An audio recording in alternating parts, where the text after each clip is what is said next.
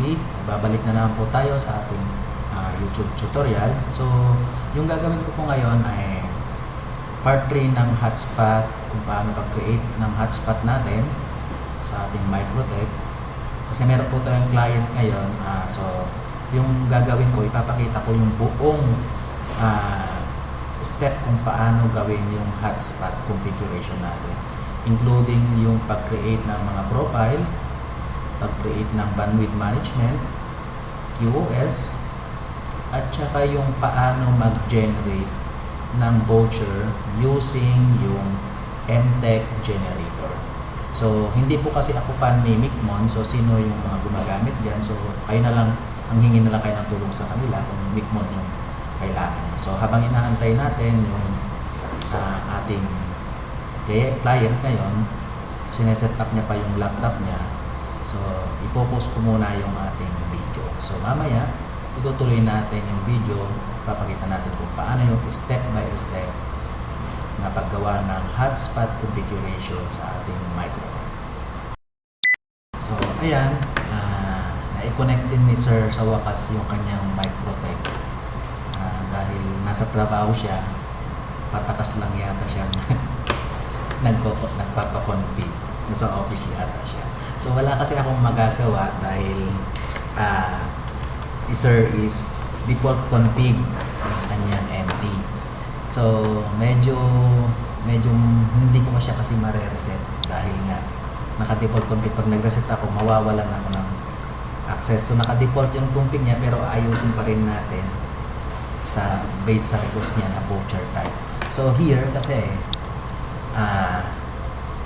by default ang interface niya is naka-bridge lahat.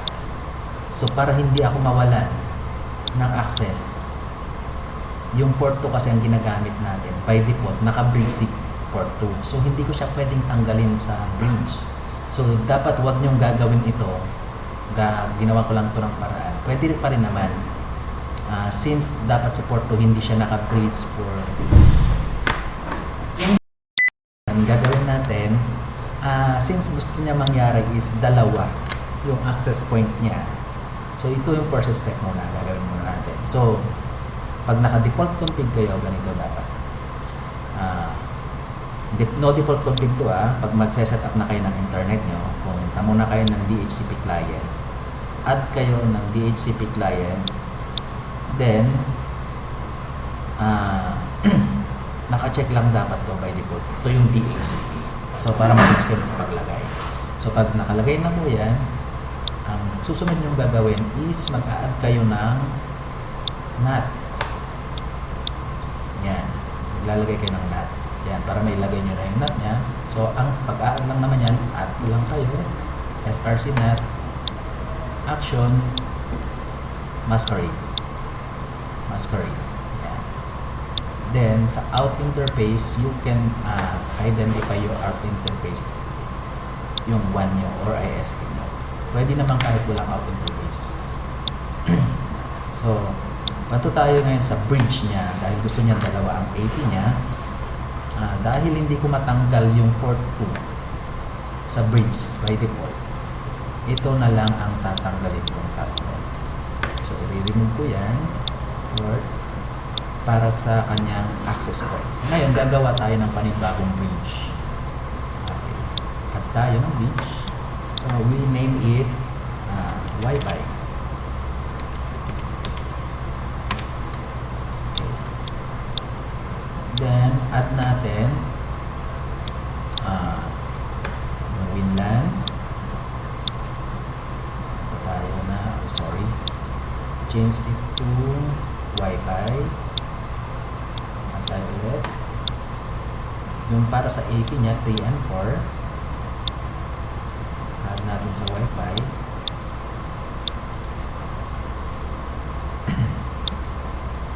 Then 4. Ayan. So, magagamit natin siya for AP. Tsaka yung WinLAN niya, magagamit natin for Wi-Fi. So, ulitin ko lang po, naka-bridge yung port 2 niya.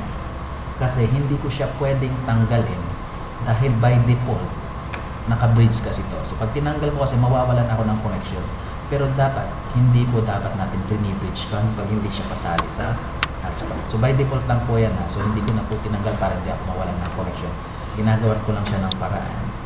So hindi kasi ito yung best na practice dapat. So ginawan ko lang ng paraan para ma-set up ko yung Mojo TV niya. So after that, so may internet naman to in google.com. Yan, may internet naman siya. Pero parang tasa. So next natin, mag-a-add na tayo ng IP addresses. So by default, ito yung IP address kasi ng kanyang config. So a-add tayo ng IP address for hotspot 192.168.1/23 na lang gamitin natin. So why 23? Gusto ko kasing mas maraming IP yung magagamit niya. So unlike 24, you can use only 253 IP addresses. But if you're using 23/23, you can use 254 times 2. Okay, so select natin yung Wi-Fi. Yan. So you must understand the subnetting para magamit niyo po to. Mas mababa, mas marami. Mas pataas naman to, palit ng maliit. Divided by 2 naman siya. Okay? Apply natin. Ayan. So, gagawa na tayo ng hotspot niya. So, set up.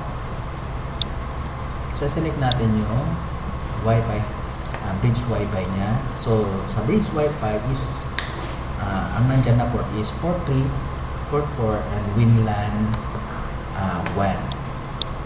Yan, /23. So kung mapapansin nyo, from 20.2 hanggang 21.254 yung magagamit na IP. So next natin, next, DNS niya by default ginamit kasi natin yung ito. So we can assign also lalagay tayo ng 8.8.8.8.8.4.4. Apply natin. Lagay ko na lang. Okay.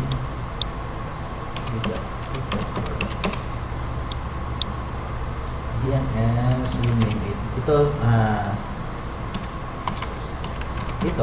DNS name, ito yung itinatype nyo pag halimbawa hindi nag-automatic login, tinatype nyo po ito para lumabas yung login page nyo.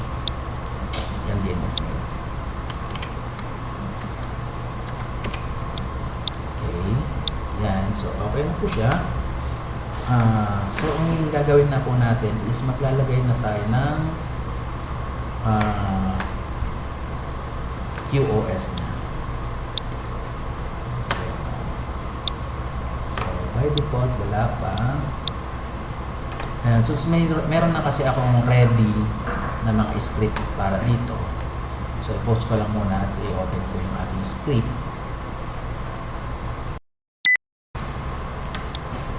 Ayan, ito po yung script na ilalagay ko sa kanya. So explain ko, ikakopy ko muna ito mamaya. Tapos explain ko sa inyo step by step. Ilalagay natin sa kanyang Microtech. So, malalagay muna ako ng layer 7 niya.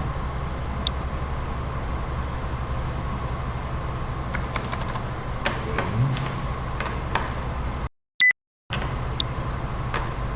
Next is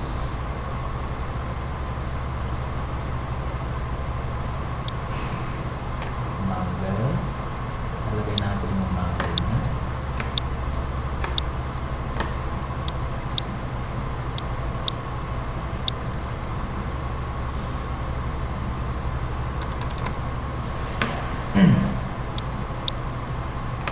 Next is kanyang Q3. So here, make sure na yung naming ay parehas, parent, at tapos yung nakalagay dito is pag nagka-copy kayo ng script, parehas dapat yung interface name nyo. So kunin natin to, lalagay ko siya dito para hindi mag-error. So I'm using Ether 1, so Ether 1 din yung kanyang line. So dapat hindi siya mag-error.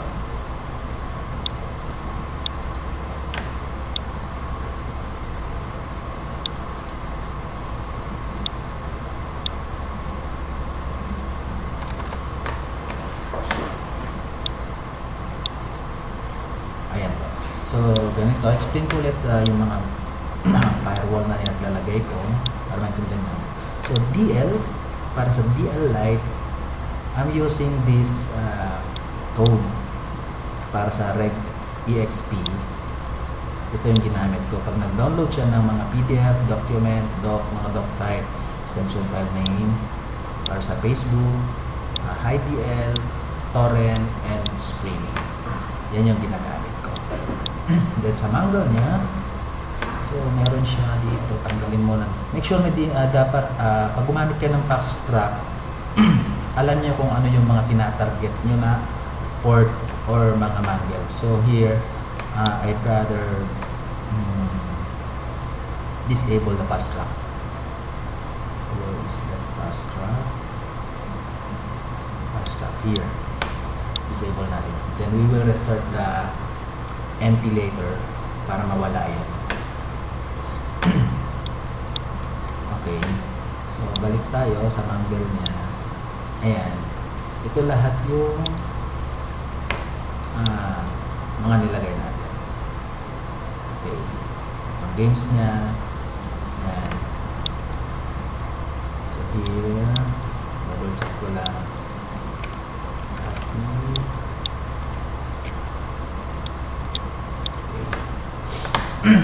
So next natin, so nailagay ko na yung mga kailangan natin doon. So mayroon lang ako explain pala para hindi kayo malito. Ito kasi may nag-declare ako ng mga port dito. So pwede mong tanggalin to. Pwede mong tanggalin lahat to. Kung gusto nyo. Meron kasi yung mas gusto yung walang port na naka-declare. So here, ito yung ginagamit ko lang pag gusto mong walang naka-declare yung port. Ito yung dapat nyo ilagay. Pre-routing plate kayo. Ito dapat lagay nyo sa taas. Pre-routing. Then action niya, mark connection all traffic. Tapos TCP and UDP. Ayan. Nalalagay ako. Para sa TCP and UDP, mayroon akong dinefine na port 202180. Ayan. Para sa all traffic. Then ito, sa light traffic to. Ayan. Connection mark nyo, action, light traffic lang.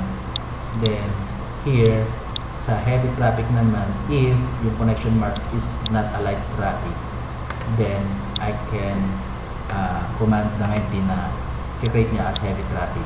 So, paano ko na-define yung light traffic po dito? So, ang light traffic, dinidefine ko siya sa dito.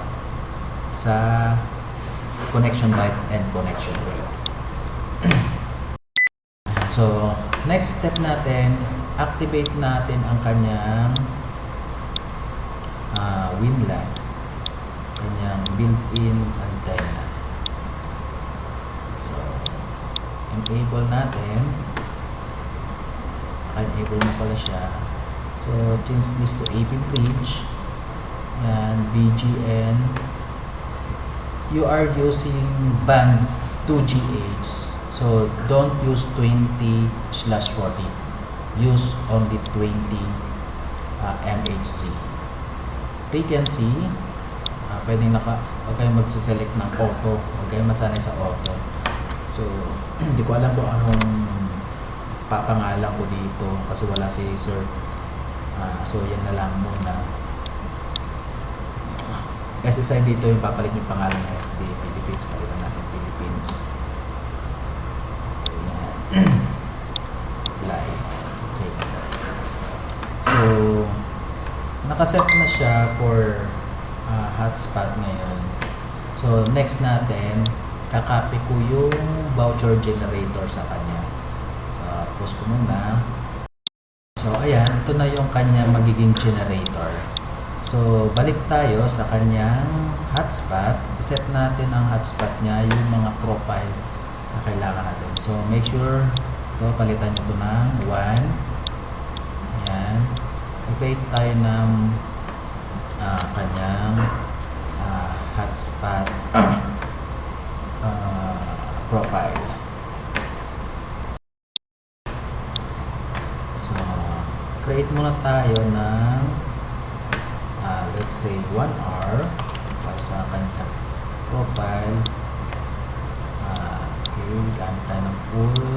So, kung 1 hour, ito yung ginagamit ko to, ina-activate nyo dapat to kung gusto nyo ang yung mga client is hindi na po-post yung kanilang time.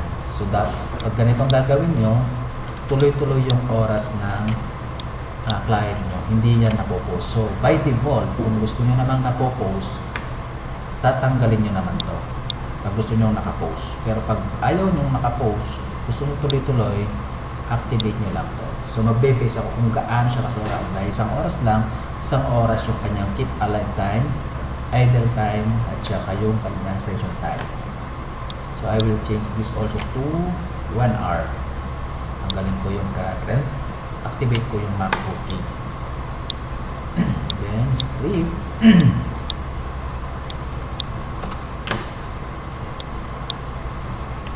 Ito naman yung script for auto-delete. After maubos yung oras niya, so, let's say 1 hour lang, 1 hour. Uptime limit niya set to 1 hour, kung gaano siya katagal lang. Interval, malalagay ito sa scheduler. Ang interval niya is 1 hour only. Then, after 1 hour, hanapin niya yung username, tapos yung cookie, tapos yung time, hahanapin niya to delete kung tapos na yung oras. Okay?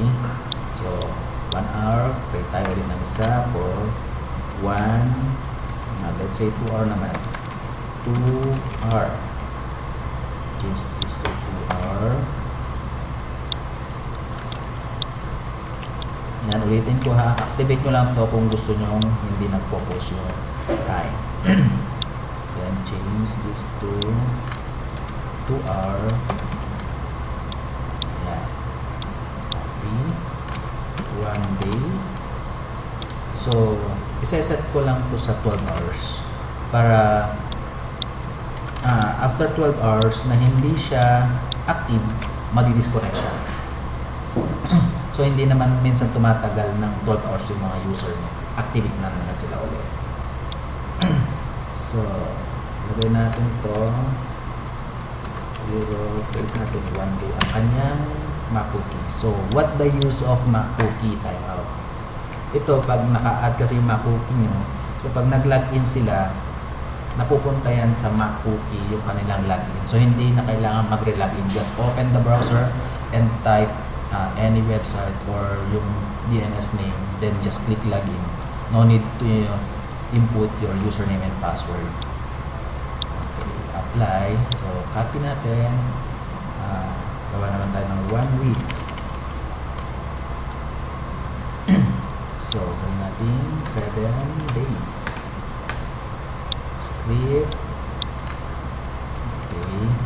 7 days. H is for hour, D is for day. 7. And W is for week. M is for minutes, not month. If you want to use month, you need to put like for W and add an additional day or minute. For W, that is good for 1 month. Okay, apply and copy 1 month. So, okay. Script 30 days. Script pwede nyong gamitin dito 30 D equivalent to 30 days, or you can use 4 weeks for W for a week. So 30 D na lang gagamitin ko for the 1 month. Okay, double check natin. Okay, 1day 1D. Itong script natin is for delete ha. Ayan, apply hour. Okay. Okay, so naset na natin yung kanyang hotspot. So ito na yung mga profile na lalabas sa kanyang Microtech generator. So yung Microtech generator naman ang i-open natin. So ito na yan. So ito kinapi ko lang, tatanggalin ko muna yung mga nakalagay na settings niya. Yan. So hopefully gagana kung naka-install ng framework niya. Dapat gagana.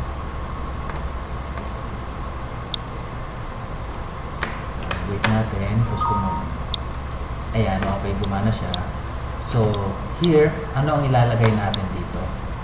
So, para malaman mo kung ano ilalagay mo dito na connect is, kailangan mong alamin kung ano yung IP ito. So, IP address niya is 192.168.88.1. Depende yan kung ano yung nakasaksak mo. Kung ano yung nandyan, yun yung pwede mo ilagay. So, ilalagay natin dyan is 192.168.88.1. Login is admin.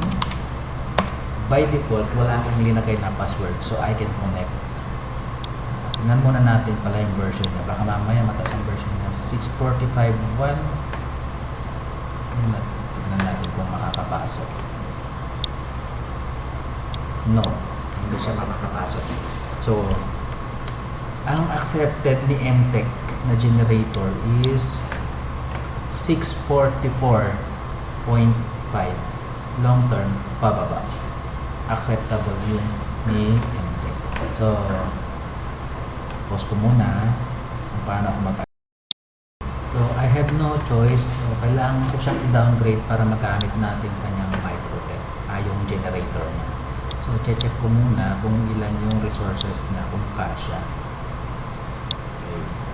76.7.6. So, kasya naman. Ito yung dinownload ko kasi na kanyang router OS. So, ito rin, papakita ko paano mag-downgrade. So, ganito ang mag-downgrade. Drag and drop lang natin. Ayan, sana naman maipasok lahat. So, pause ko muna. Tingnan natin kung makapasok lahat to. Ayan, nakapasok siya. So, ida-downgrade natin ngayon yung kanyang Microtech. So, dahil mas mataas yung version niya, kailangan pumunta tayo sa System, Package, and click natin yung Downgrade. Ito, Downgrade. If mas pag mag-upgrade ka naman, you don't need to click Downgrade. Just restart the MP, then it will automatically upgrade your firmware. So, madi-disconnect po to sigurado. Nag-set na ako ng kanyang password. So, ida-downgrade na natin. Yan. Ipo-pause ko muna. At pag nakakonect na tayo, saka ako okay ulit. Para hindi masyadong mahabang ating video. So, ayan, natapos na yung upgrade. Successful po yung upgrade natin. Naging, downgrade pala. 6.44.5 na. Nako.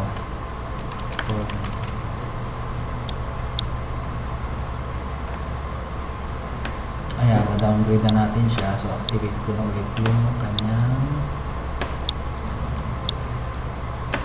ayan, so okay na siya. So, punta naman tayo ngayon sa generator niya. Balik tayo sa generator. Kung paano naman gamitin yung generator.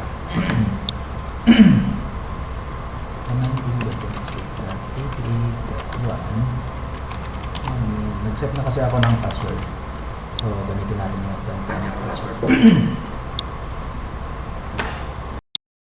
Ayan, connected na tayo. So, ito yung unang iseset. since naka-create na tayo kanina dito ng kanyang profile, punta natin yung profile niya, lahat ng ito iseset din natin sa kanya. So, ang gagawin natin is open natin ulit yung punta tayo ng setting. Tignan ko lang kanyang gustong pangalan.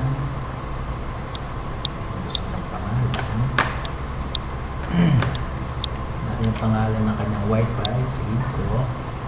Yan, profile niya 1 hour, kung magkano ang 1 hour niya, let's say 10 pesos, valid for 30 days. Why? So, huwag kayong makonfuse dito, iba ang validity at saka sa uptime limit. Okay? Ang valid, let's say pag nag-print ka ng voucher na tagwa 1 hour, yung voucher mo na yon is valid for 30 days. Pag hindi mo siya na-login within 30 days, mag-expire na yung user, yung mga code. But uptime naman, pag ang uptime sinet mo, after login, pag na-login niya na, valid lang yan ng, yung uptime limit niya lang is 1 hour only. So makikita natin yung pagkakaiba mamaya. Save. So set natin dito. So 2 hours niya, let's say 15. 30 days din yung validity. Okay, 1 day, let's say is 40. Save. 1 week, let's say 90. 1 month niya, let's say 300 pesos. So, yan. Then, sa generate, kung nag-generate ka na, so, select mo yung voucher template. Tapos, server, all, or hotspot, piliin mo rin. Then, length niya, gaano kahaba yung haba ng password. So, let's say 4. Voucher, ilan yung gusto natin i-print? So, let's say, sabihin natin 5 lang na voucher i-print natin. Prefix, leave it lang. Then, voucher type. Since kasi ang create ko sa kanya is only username ang kailangan. So, select ko lang yung voucher username only. Kasi yung login niya is only for voucher lang. So, username lang. Pero pag yung yung login page nyo is kailangan ng username and password, select username and password. Okay? So, ang ginamit ko sa kanya kasi is only username lang. So, select natin yung username only. Then, hotspot, sabihin natin 1 hour yung gusto natin create. Then, Codor, default na lang. DNS name, ito yung ginawa natin kanina. Uptime. So, kung ilan yung hotspot profile mo, yun din ang ilalagay mo sa uptime. So, let's say 1 hour. So, dito yung sinasabi ko kanina. So, ito, pag create ko ito, yung 1 hour, okay, choose natin yung, sorry, say 5.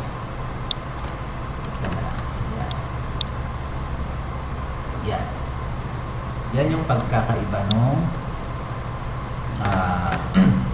so, dito, yung create natin na 10, valid, ang validity nito is 1 month, 30 days. 30 days yung validity nun. So, after 30 days, hindi siya nagamit, mag-i-expire yung username, tsaka yung password. But, pag na-login mo naman to, yung user na yan, within 1 hour, pag na-login mo siya, yung uptime limit niyan ay only 1 hour. Pagkatapos ng 1 hour, automatic yan madidelete. Kasi meron tayong script dito sa profile na auto-delete. Ito yung gamit niya. So, example, yung 1 hour kanina, ayan, after ng 1 hour, uptime niya, madidelete to, itong user na yan. Pag na-login niya na. Pag na-login niya to, after 1 hour, deleted. Pero, lahat ng hindi gamit na user, after 1 month, pag hindi na gamit, automatic, expire na po siya. Okay? So, dapat, yun yung pagkakaiba ng validity at saka yung uptime. So, ano ba yung interval? Baka mamaya may nagtanong ka sa akin, ano ang gamit ng interval? dito po yun pumapasok yung interval sa system scheduler. Pag nag-login kami, lalabas dito yan, interval. Yan. Interval, gaano katagal siya. Kung halimbawa, yun, kanina, nag-login siya, automatic mag-a-add dito 1 hour. Pag nilagin mo 1 hour, automatic magkakaroon dito ng interval na 1 hour. Yung login mo na yun. After 1 hour, hahanapin niya yung user na yun. Then, delete. Okay? So, ganun lang po yung pag-set up ng hotspot natin. Bali, ito po yung full na configuration natin with hotspot, pag-configure ng profile, and paano gamitin yung generator. So, hanggang dito na lang po. Huwag po niyong kakalimutan mag-subscribe sa ating YouTube channel para sa mga latest update na mga video. Salamat po.